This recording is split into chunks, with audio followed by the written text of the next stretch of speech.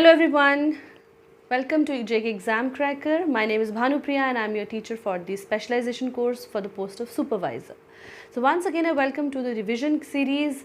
हमारी revision series जो कि unit 3 की इस टाइम हम कर रहे हैं. unit 3 का आज का हमारा topic that we are going to discuss, revise and practice the MCQs is of child rights. ठीक है, तो child rights बच्चे कौन होते हैं, बच्चों के क्या राइट्स होते हैं, हमारी यूनाइटेड नेशन के जो कन्वेंशन ऑन चाइल्ड राइट्स है उसमें बच्चों के क्या राइट्स हैं, हमारे कॉन्स्टिट्यूशन के अंडर क्या क्या बच्चों के राइट्स हैं, and what are different legislations and laws that are in the favour of the children. तो ठीक है, तो before starting today's lecture, today's class, I welcome and I thank you all for joining with us, and I once again announce that the courses are completely uploaded on the JK Exam Cracker app. सो जिन्होंने अभी तक हमारा course नहीं देखा है, नहीं purchase किया है, you guys still have time and you can join with us and take the benefit of the good class and good quality of the material, the content, the PDFs as well as the videos are available. And there are two types of courses. One is a complete course including GS and the specialization, full 120 marks. और दूसरा जो course है that is just the specialization course, that is for the 60 marks, and also there are mock test series going on. And do not waste your time and avail all the benefits before it's too late. Okay, so आज की class हमारी start करते हैं, which is child rights.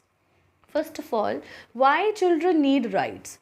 बच्चों को rights की या बच्चों को पावर देने की ज़रूरत क्या है जब उन्हें तो पता ही नहीं कि हक क्या होते हैं, राइट्स क्या होते हैं. बच्चों को राइट्स की सबसे ज़्यादा ज़रूरत इसलिए होती है because they are the most vulnerable section of the society. They can be exploited, misused by the so called the adults of the society, है ना. तो बच्चों को जब समझ नहीं होती, चूँकि वो नासमझ होते हैं, भोले होते हैं, एट द सेम टाइम वो एक कंट्री का, हमारे समाज का फ्यूचर भी होते हैं. तो बच्चों की जो ग्रोथ है, उनकी डेवलपमेंट है, एज़ वेल एज़ जो उनकी लाइफ आगे बढ़ रही होती है, उसके दौरान उनके साथ कुछ ऐसा गलत ना हो, इस चीज़ को इंश्योर करने के लिए कुछ राइट्स बच्चों के पास ज़रूरी होने चाहिए. Okay, so every child has the right to lead a decent life. हर बच्चे का हक है कि वो अपने जो भी बेसिक चीज़ें हैं उसे वो मिलनी चाहिए, सच एज़ उसको इज़्ज़त से रहने का हक, उसे खाना खाने का हक होना चाहिए, उसे खेलने का हक है, उसे शिक्षा लेने का हक है, उसे आगे बढ़ने का, अलग अलग चीज़ें सीखने का हक है, उसे हक है कि कोई उसकी बॉडी को उस गलत तरीके से ना छुए, उसका अब्यूज़ ना करे, उससे लेबर कोई काम ना करवाए, उसको चीज़ की तरह बेचे ना, उसका व्यापार ना करे. तो ऐसी कुछ चीज़ें हैं जो कि बच्चों का राइट हैं. बट हम देखते हैं कि समाज में बच्चों की हालत उतनी भी अच्छी नहीं है क्योंकि वो नासमझ होते हैं, इसका फ़ायदा उठाया जाता है. और इंडिया की बात करें तो इंडिया में भी हमारी बच्चों की जो पॉपुलेशन है वो बहुत ज़्यादा है, तो लेकिन उनके जो कंडीशन है वो उतनी अच्छी नहीं है. नाउ अब पहले देखते हैं who is a child. According to United Nation convention on rights of child, कोई भी इंसान जो 18 वर्ष की उम्र से नीचे होता है उसे बच्चा कहते हैं. ओके, तो below the age of 18 years we are children. But why children need special rights? Because they are more vulnerable than the adults, and also उनकी कंडीशंस जो हैं वो ऐसी होती हैं कि बच्चों का ज़्यादा गलत फ़ायदा उठाया जा सकता है. Okay, they are more affected than any other age group. बहुत सारी ऐसी चीज़ें होती हैं कि जैसे बड़ों का व्यवहार उनके प्रति कैसा है, उनका बिहेवियर, मतलब उनके साथ कोई कैसे बात करता है, मारता है, नहीं मारता है, काम करवाता है, खेलने नहीं देता, ये सब चीज़ें उनकी physical, mental, emotional and social growth को बहुत ज़्यादा इम्पैक्ट करती हैं. Children are not seen as people who have a mind of their own. ऐसा समझा जाता है कि ये तो नासमझ है, बच्चा है, इसको तो कोई समझ ही नहीं है, तो इसीलिए they are more vulnerable to exploitation as well as abuse in the society. So that is why there are there is more requirement of rights for the children. Now United Nations Convention on Rights of Children, it has a total of 54 articles, लेकिन 4 जो major categories है rights की वो क्या है? पहला है right to survival, फिर है right to development, right to protection and right to participation. ठीक है, ये 4 मेन डोमेन्स या कैटेगरीज हैं ऑफ डिफरेंट आर्टिकल्स जो कि UNCRC के अंडर हैं. फाइन, अब ये 4 मेन कैटेगरीज हैं, इनके अंदर डिफरेंट आर्टिकल्स आ जाते हैं. When we see right to survival में क्या क्या आ जाता है कि भाई बच्चे को पैदा होने का हक है, उसको मतलब गर्भ में ही ना मार दिया जाए. Right to live with his parents, बच्चे को हक है कि वो अपने माँ बाप के साथ, अपने घर परिवार के साथ रहे, सोशल सिक्योरिटी फील करे, अच्छा स्टैंडर्ड ऑफ लिविंग उसको मिले. डेवलपमेंट में आता है कि he has the right to life, और बच्चे को जीने का हक है, मतलब बड़े होने का हक है, तो बड़े होने के लिए उसको प्रॉपर न्यूट्रिशन मिलना चाहिए, डेवलपमेंट होना चाहिए, डिफरेंट रिसोर्सेज अवेलेबल उसके पास होने चाहिए. एजुकेशन, माइनॉरिटी कम्युनिटीज़ के बच्चों को हक है कि वो अपने कल्चर को एंजॉय कर सके, कोई उन्हें बुली ना करे, उनका कल्चर उनसे ना छीना जाए.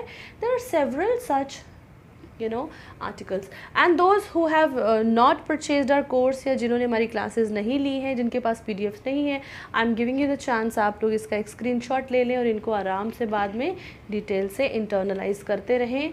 Okay, the next category of rights is right to protection, that उन्हें ये हक है कि वो किसी भी तरह के मैल ट्रीटमेंट, किसी भी तरह के दुष्व्यवहार, किसी भी तरह के एब्यूज़ या ऐसे नेग्लेक्ट से दूर रहें. Right to protection of refugee children and children with disability, protection from उनको child labor, drug abuse, sexual exploitation, trafficking, abduction, यानी इन सब चीज़ों से बच्चे को प्रोटेक्शन मिले, ये उसका हक है. एंड राइट टू पार्टिसिपेशन में क्या आ जाता है कि भाई बच्चे का ये हक है, आर्टिकल 12 कहता है जैसे कि बच्चे का ये हक है कि वो अपना ओपिनियंस, अपनी राय, अपनी बात खुल के कह सके. Freedom of expression, receive and impart information, article 13. Freedom of thought and religion and conscience, freedom of association, peaceful assembly. मतलब छोटे बच्चे बिल्कुल 18 साल तक के जब हो जाएं, 18 साल से नीचे जो उम्र होती है वो टीन एज है, और इस उम्र में इंसान बहुत कुछ सीखता है, बहुत सारी एसोसिएशंस का, ग्रुप्स का पार्ट भी बनता है. तो इसीलिए right to participation is also a very important aspect of the UNCRC. ओके, अब हमारे इंडिया के कॉन्स्टिट्यूशन में कौन कौन सी प्रोविजंस दी गई हैं. First is Article 21A. It says that all the children between the ages of 6 and 14 years, they should be given free and compulsory education. यानी कि 14 साल की उम्र तक हर बच्चे को फ्री और कंपल्सरी एजुकेशन मिलना उसका लीगल, उसका कॉन्स्टिट्यूशनल राइट है, उसका फंडामेंटल राइट है. आर्टिकल 24 says that 14 साल से छोटी उम्र का कोई भी बच्चा, उसे हम किसी भी डेंजरस काम में, फैक्ट्रीज़ में, माइंस में नहीं एम्प्लॉय कर सकते. 39F कहता है particularly the policy of the commission should be directed towards ensuring that बच्चों को healthy development दी जाए, उनको इज़्ज़त से, आज़ादी से जीने का हक होना चाहिए, और वो healthy manner में develop करे, यानी कि उनका खाना पीना, उनकी development जो है वो healthy तरीके से होनी चाहिए.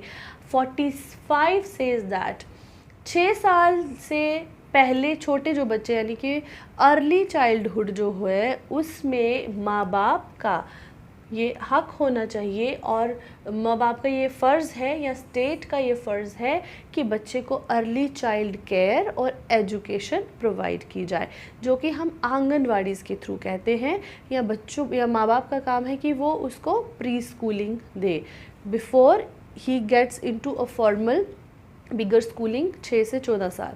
तो मतलब कि 14 साल तक की शिक्षा का जो बंदोबस्त है वो हमारे फंडामेंटल राइट्स या directive principles of state policy करते हैं. Article 46 says that weaker sections of the population which can be inclusive of children are to be protected against social injustice. जो भी हमारे समाज की वीकर सेक्शंस होती हैं इंक्लूडिंग चिल्ड्रन, उनको जस्टिस मिले, उनके लिए कोई डिस्क्रिमिनेशन ना हो, ऐसे प्रोविजंस स्टेट को बनाने चाहिए। 47 says that there is a right to have proper nutrition and good standard of living। तो इसमें बच्चे भी आते हैं कि अच्छा न्यूट्रिशन, अच्छा खाना और अच्छा स्टैंडर्ड ऑफ लिविंग उनका हक है। ओके कुछ लेजिस्लेशंस हैं, आप कुछ ऐसे लॉज हैं जो हमें बताते हैं कि बच्चों के लिए क्या क्या बना हुआ है। तो first is children act. Children act 1920 Madras का चिल्ड्रन एक्ट जो पहला था, ठीक है, उसको मतलब अडॉप्ट किया गया था 1920 में, but it was then repealed and replaced. And अभी जो लेटेस्ट है that is juvenile justice act 1986। ये छोटे बच्चे जो हैं जो कि क्राइम में इन्वॉल्व हो जाते हैं उनके लिए ये बात करता है।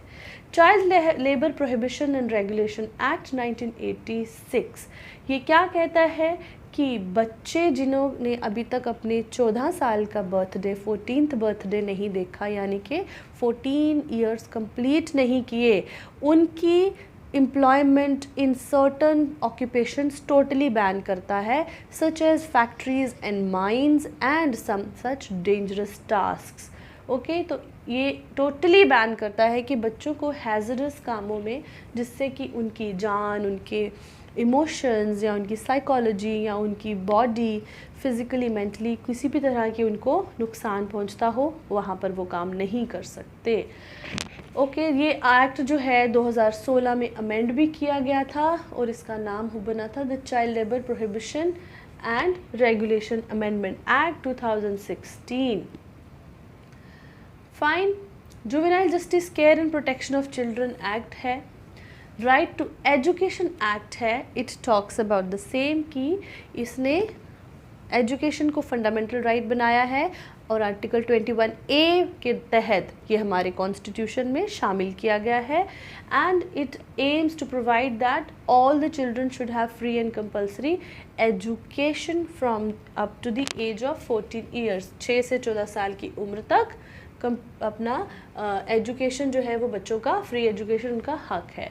तो under this 3.3 million students were able to gain admission, मतलब बहुत ज़्यादा benefit लोगों को हुआ है। and there are three sub schemes going on, school education schemes जो चल रही हैं, that is सर्व शिक्षा अभियान, राष्ट्रीय माध्यमिक शिक्षा अभियान and centrally sponsored scheme on teacher education।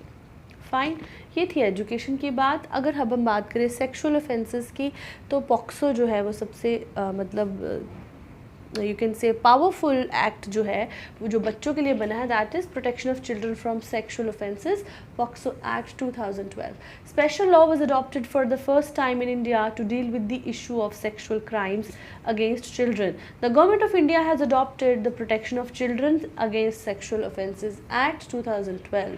ठीक है, तो बच्चों के प्रति अगर कोई सेक्सुअल ऑफेंस करता है तो उसे कैसे डील करना है, that is all given in detail under the POCSO Act of 2012. Then certain more legislations are there, that is National Policy for Children 2013, National Health Policy 2002, Pradhan Mantri Matru Vandan Yojana, Integrated Child Development Scheme, Schemes for Health and Nutrition of Children, and Beti Bachao, Beti Padhao. Okay. Apart from this, अगर हम UNCRC की बात करते हैं तो UNCRC जो है it is a international treaty. जैसे हमने कहा था कि CEDAW जो है वो विमेन के लिए इंटरनेशनल बिल है, वैसे ही बच्चों के लिए इंटरनेशनल बिल कौन सा है, UNCRC। It was adopted by the United National General Assembly in 1989 और ये बोलता है कि बच्चों के civil, political, economic, social, cultural rights क्या होते हैं। बच्चे को, चाइल्ड को डिफ़ाइन करती है ये कन्वेंशन, बोलती है कि कोई भी इंसान जो 18 साल से नीचे है वो एक चाइल्ड होता है। Excuse me please.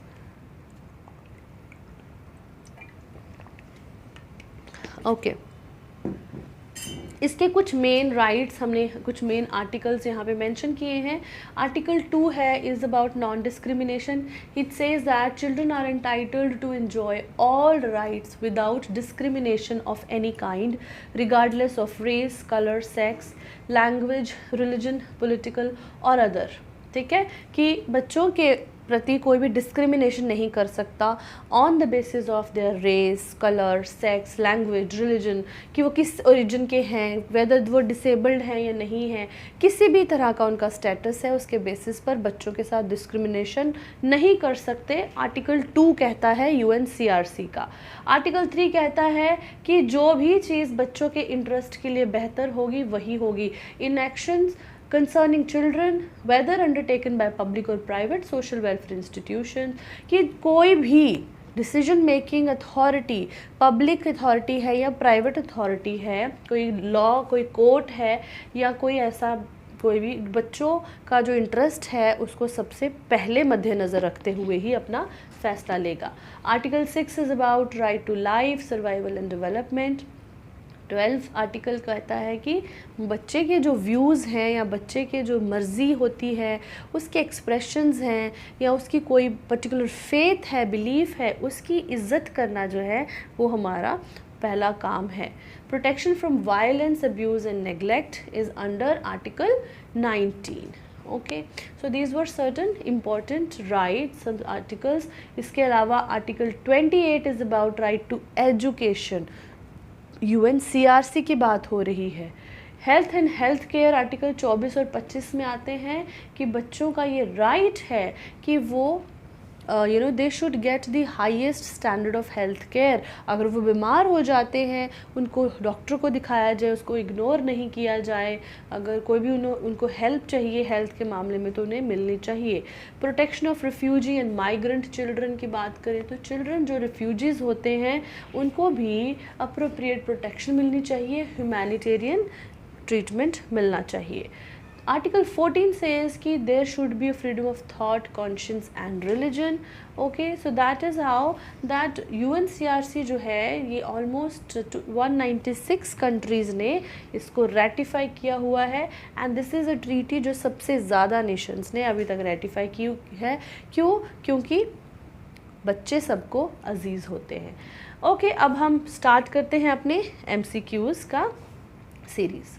फाइन, तो क्वेश्चन नंबर 1 आता है. अब question number 1 says which international treaty specifically addresses the rights of children. है ना, तो अभी हम बात कर रहे थे कि कौन सी वो ट्रीटी है जो स्पेसिफिकली बच्चों के राइट्स के बारे में बात करती है. International treaty, convention on the rights of child. B, universal declaration of human rights. C, Convention on the Elimination of All Forms of Discrimination Against Women, or International Covenant on Child and Political Rights. A, B, C or D. As we know that which is the international treaty which talks about child rights, that is Convention on the Rights of the Child. So it is CRC. UDHR overall human rights की बात करता है. CEDAW जो है वो women की बात करता है और ICCPR जो है that is a part of the UDHR only.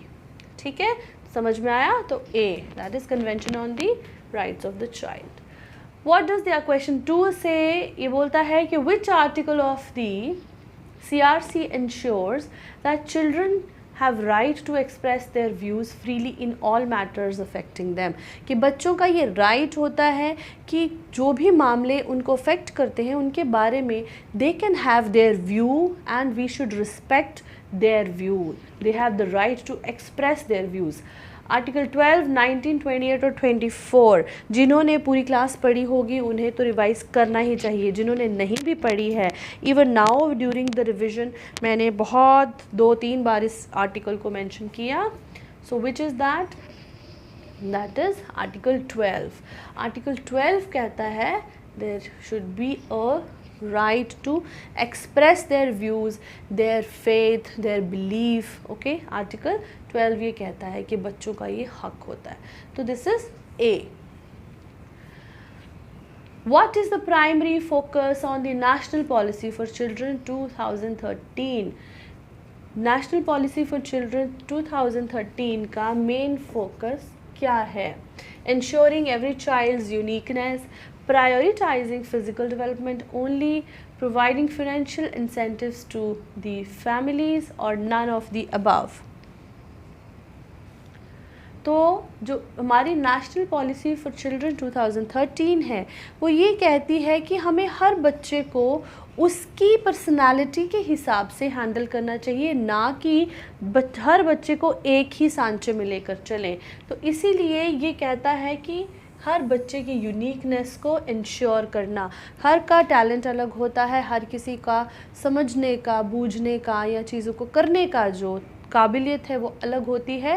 तो हमें यही इंश्योर करना है दैट हर बच्चा किस तरह से यूनिक है। सो इसका आंसर है ऑप्शन ए। अगर फिज़िकल डेवलपमेंट ओनली की बात करें तो नहीं, सिर्फ फिज़िकल डेवलपमेंट पे फोकस नहीं करती है हमारी child policy, it focuses on other domains as well. Financial incentives for families तो बिल्कुल नहीं है। सो इसीलिए it is A. Okay, question 4 की बात करें, which health issues is addressed by the national health policy 2002 concerning children? National health policy 2002 जो है उसमें बच्चों के रिगार्डिंग कौन सा, मतलब क्या चीज़ है, क्या प्रोविज़न है? Mental health awareness, school health checkups, adult vaccination programs और industrial safety measures. So the options in themselves are self evident. आपको दिख रहा होगा कि इनमें से कौन सा ऑप्शन बच्चों वाला है। तो obviously this is school health checkups. Mental health awareness तो सबके लिए आ गया। Adult vaccination programmes of course adult के लिए है। Industrial safety measures are for the industrial workers. It is school health checks जो कि इसमें इंक्लूडेड है कि स्कूल्स में बच्चों के रेगुलर हेल्थ चेकअप्स, वेट वगैरह, हाइट और उनका रेगुलर चेकअप होना चाहिए। ओके, 5th कहता है what is the objective of the Pradhan Mantri Matru Vandana Yojana? A is providing free health care to children, B is encouraging women to take ample rest during pregnancy and lactation, promoting entrepreneurship among adults and girls, or none of the above. मातृ वंदन योजना किस बारे में बात करती है या क्या इसका मेन ऑब्जेक्टिव है? तो मदर की माँ की जो हेल्थ है वो इम्पॉर्टेंट होती है। मातृ वंदन योजना क्या करती है? हेल्थ केयर टू चिल्ड्रन का तो नहीं है इसमें। Encouraging women to take ample rest during pregnancy and lactation, yes it talks about that women should take good rest during pregnancy और लैक्टेशन के दौरान। तो उनको इसलिए रेस्ट वो तभी लेंगी ना अगर उनको कुछ इंसेंटिव्स मिलेंगे। तो इसलिए सरकार उनको 6,000 का वो जो इंसेंटिव देती है इन 3 installments. So that is all about Matru Vandan Yojana. It's not about entrepreneurship either. Clear? Question 6 पे आते हैं. It says which scheme aims to improve the prosperity of children in difficult conditions and reduce vulnerabilities that lead to abuse and neglect. ठीक है, कौन सी scheme है जो ये किस चीज़ पे फोकस करती है? Prosperity of children in difficult conditions and reduce vulnerability that leads to abuse and neglect. First is National Health Policy 2002, Beti Bachao Beti Padhao, Integrated Child Development Scheme और प्रधानमंत्री मातृ वंदन योजना. Which schemes talks about कि बच्चों की जो मतलब प्रॉब्लम्स हैं या जैसे गरीब बच्चे होते हैं उनको जैसे मैल न्यूट्रिशन का इशू रहता है या फिर उनकी हेल्थ चेकअप्स की बात होती है या फिर जिसकी वजह से कि बच्चे अपना एजुकेशन नहीं ले पाते, नेगलेक्ट होते हैं घरों में या अब्यूज़ होते हैं, उसको रिड्यूस करने की कोशिश कौन सी स्कीम करती है? That is ICDS, integrated child development scheme. ठीक है, इंटीग्रेटेड चाइल्ड डेवलपमेंट स्कीम है बिकॉज इसमें सारा कुछ इंक्लूडेड है. इसमें सब कुछ है लाइक हाउ टू बच्चों को एनरोल करना है. इट्स नॉट जस्ट आंगनवाड़ी तो इसका एक हिस्सा है बट इवन अदर थिंग्स कि उनकी न्यूट्रिशन का ध्यान रखना है, उनके regular health checkups, vaccinations and everything is included. Okay, question 7 बोलता है what is the primary focus of Beti Bachao and Beti Padhao scheme. Beti Bachao Beti Padhao scheme का मेन फोकस क्या है? Promoting girls education, enhancing maternal health care, addressing malnutrition among children और all of the above. सबको पता है बेटी बचाओ बेटी पढ़ाओ, तो बेटी पढ़ाओ तो मैटरनल हेल्थ केयर वाला इसमें नहीं मसला है। malnutrition among children is also not included in this, so it is only that girls का education। कुछ और भी चीज़ें हैं but according to the options that are available to us, option A becomes the answer. Okay, next is question number 8. What is the purpose of the Khoya Paya portal integrated into the monitor child application under the ICDS? ये जो खोया पाया portal है इसका क्या काम है? ये सवाल आपसे यही पूछ रहा है कि इसका काम होता क्या है। A is to provide free healthcare services to children. B is to facilitate citizen reporting on missing children. To monitor school attendance of children or none of the above. क्या ये स्कूल अटेंडेंस को monitor करता है कि बच्चा school गया है या नहीं गया है? क्या ये हेल्प करता है, ये पोर्टल मतलब फैसिलिटी प्रोवाइड करता है एक सिटीजन्स को कि अगर किसी का बच्चा खो गया है या किसी का बच्चा मिला है तो यहाँ पर रिपोर्ट कर दो, या फिर हेल्थ केयर सर्विसेज फ्री में प्रोवाइड कराता है। तो खोया पाया portal is all about this, that it is like an online platform जहाँ पर अगर किसी का बच्चा खो जाए या किसी का लापता बच्चा मिल जाए तो आप वहाँ पर उसकी इन्फॉर्मेशन डाल दीजिए, तो हो सकता है वो अपने घर वालों से मिल सकता है। ठीक है, तो B is the answer. Question 9. Which scheme emphasizes multi-sectoral action in selected areas to address issues related to girls welfare? ठीक है, गर्ल्स वेलफेयर की स्पेशली उनकी बात करें, मल्टी सेक्टोरल एक्शन कौन सी स्कीम लेती है? प्रधानमंत्री मातृवंदन योजना, ICDS, बेटी बचाओ बेटी पढ़ाओ और national policy for children 2013 sorry. तो भैया अगर बेटियों की या गर्ल चाइल्ड की मल्टी सेक्टोरल इश्यूज़ को देखती है तो दैट इज़ बेटी बचाओ बेटी पढ़ाओ, जो कि female infanticide, female foeticide and there education and all other aspects पर फोकस करती है। That is C, Beti Bachao Beti Padhao scheme. Question 10. What is the main objective of the Prime Minister Gramoday Yojana regarding children's health and nutrition? जो प्रधानमंत्री ग्रामोदय योजना है उसका बच्चों की हेल्थ और न्यूट्रिशन के लिए क्या ऑब्जेक्टिव है? A is providing free healthcare services to children in rural areas. B is promoting nutrition among children through additional central assistance, implementing vaccination programs in urban areas, or none of the above.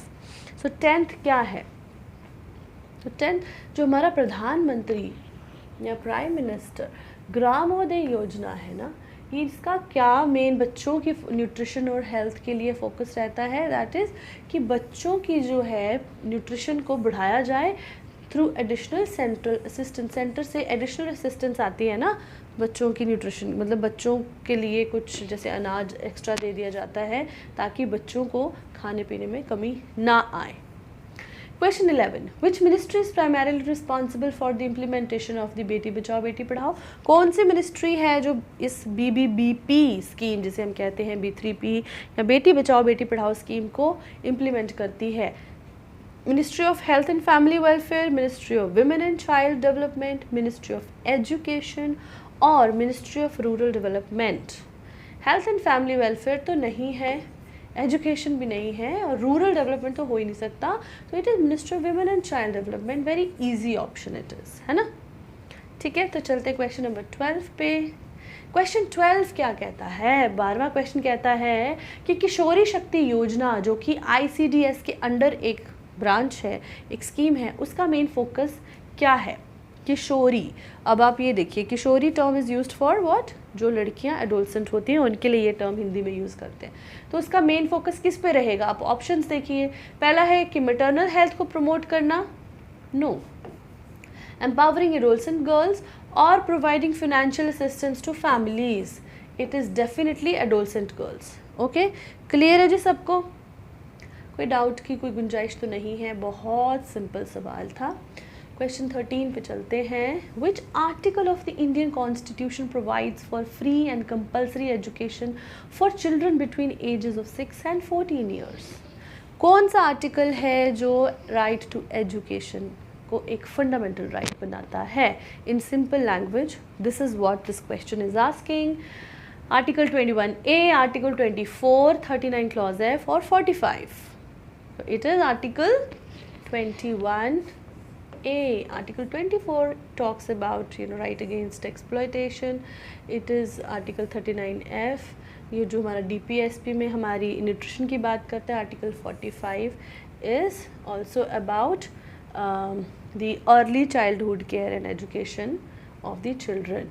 Okay, so article 14, sorry, question 14, according to which article of the Indian Constitution no child under the age of 14 shall be employed or engaged in any dangerous work in factories or mines?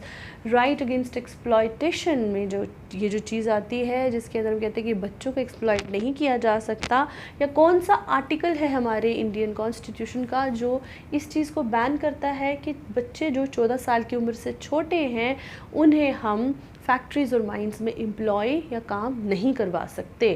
कौन सा है? That is of course article 24.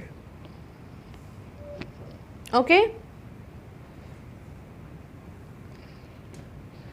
चलिए question 15 पे पहुंचते हैं। Which article of the Indian constitution emphasises providing early childhood care and education for all children before the age of 6? अब इनमें से कौन सा आर्टिकल ये कहता है दैट बच्चों को 6 साल की उम्र से पहले के जो बच्चे हैं या छोटे 6 साल से छोटे बच्चे, उनको अर्ली चाइल्डहुड केयर और एजुकेशन जो है वो प्रोवाइड करना भी मतलब ज़रूरी होता है, ये स्टेट का या उनके पेरेंट्स का काम है।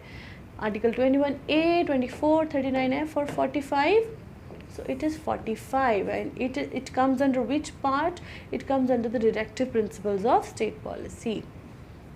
आर्टिकल ओके, क्वेश्चन 16 अब क्या कहता है? विच article of Indian constitution says that weaker sections जो हैं including children they should be protected against social injustice and exploitation? तो राइट अगेंस्ट सोशल मतलब weaker sections should be protected against injustice and exploitation. It is under article 46. Okay, article 46 answer है इसका। Question number 17 reads, which article of the Indian Constitution safeguards the right to proper nutrition and good standard of living? Proper nutrition और good standard of living होना चाहिए। कौन सा article कहता है? 21A तो राइट टू एजुकेशन है, ये तो राइट अगेंस्ट एक्सप्लॉयटेशन है, ये तो हमारा वीकर सेक्शंस वाला है, तो it is 47 which says that there should be proper nutrition and good standard of living for all in the country. Question 18. The legal provision in India that mandates the appointment of a child marriage prohibition officer is under? कौन सी वो provision है जो ये कहती है कि एक child marriage prohibition officer होना चाहिए? It is under which? Prohibition of child marriage act, the child protection act, juvenile justice act और चाइल्ड मैरिज प्रिवेंशन एक्ट? तो it is under the prohibition of child marriage act. ठीक है, तो prohibition of child marriage act के अंदर ये provision या एक मतलब धारा है जो कहती है कि एक ऐसा ऑफिसर ज़रूर अपॉइंटेड होना चाहिए। नेक्स्ट इज पॉक्सो पे आता है क्वेश्चन। पॉक्सो ई बॉक्स एक ऑनलाइन प्लेटफॉर्म है which is associated with the POCSO act for reporting. इस पे क्या रिपोर्ट किया जाता है? पॉक्सो ई बॉक्स जो है ना, जो हमारा पॉक्सो एक्ट है यानी कि prohibition of children against sexual offences 2012 का जो ये एक्ट है, इसके अंडर ही एक POCSO e box online platform है। ठीक है, ई जहाँ पे भी आ जाता है हमें दिख जाता है ना कि ये तो इलेक्ट्रॉनिक की बात कर रहा है, तो ये ऑनलाइन है। तो ई बॉक्स एक ऑनलाइन प्लेटफॉर्म है जो कि पॉक्सो के साथ एसोसिएटेड है। तो यहाँ पर आप किस तरह की चीज़ को रिपोर्ट कर सकते हैं? Child sexual abuse, child labour cases, child marriages और चाइल्ड ट्रैफिकिंग। तो हमें पता है it is a child sexual offences के अगेंस्ट ये एक्ट है। तो यहाँ पर आप सेक्शुअल अब्यूज़ के केसेस को ही रिपोर्ट कर सकते हैं। क्लियर है ना? जिनको भी पॉक्सो का फुल फॉर्म नहीं भी पता होगा, क्वेश्चन में अगर इस तरह आए तो you know that we have to report, we can in fact report only sexual abuse cases on this one. The legal provision in India that defines the age below which a person is considered a child is under. कौन सी वो legal provision है जो हमें बताती है कि हम बच्चा किसको कहते हैं, what is the age to be called a child, कि 18 साल की उम्र तक का इंसान वो उसे हम बच्चा कहते हैं। ये प्रोविज़न किस एक्ट के अंडर है? बहुत ही बेसिक बट बहुत ही इम्पॉर्टेंट सवाल है। ये सवाल अक्सर हम नहीं उठाते कि भाई कहाँ पर ये लिखा हुआ है या कहाँ पर ये डिफ़ाइन किया गया है। तो that is age of majority act. Okay नहीं जिनको पता आप लिख लीजिए, it is age of the majority act. ज़्यादा डिटेल्स में जाने आप इसको गूगल कर सकते हैं। ओके तो you know that legal provision in India जो ये बताती है कि what is the age under which एक बंदा जो है वो बच्चा कहलाता है, that is the age of majority act. So C is the answer. Okay fine, we have come to the end of the discussion of today's 20 MCQs related to the child rights. तो हमने child rights को revise किया quickly revision bytes के through, pictures images के through, और हमने उसके pertaining अपने मटेरियल अपने टॉपिक के रिगार्डिंग 20 MCQs आज आपके साथ डिस्कस किए, सॉल्व किए। And I hope that this session has helped you to some extent to attempt this topic. तो इसी तरह आप टॉपिक वाइज चलते जाइए, chapter wise and unit wise अपने सिलेबस की रिविजन करते रहिए। Exam can be announced any time after the elections are over और मे बी बिफोर दैट। ठीक है, तो do not stop and all the best to all of you. Keep working hard. Thank you.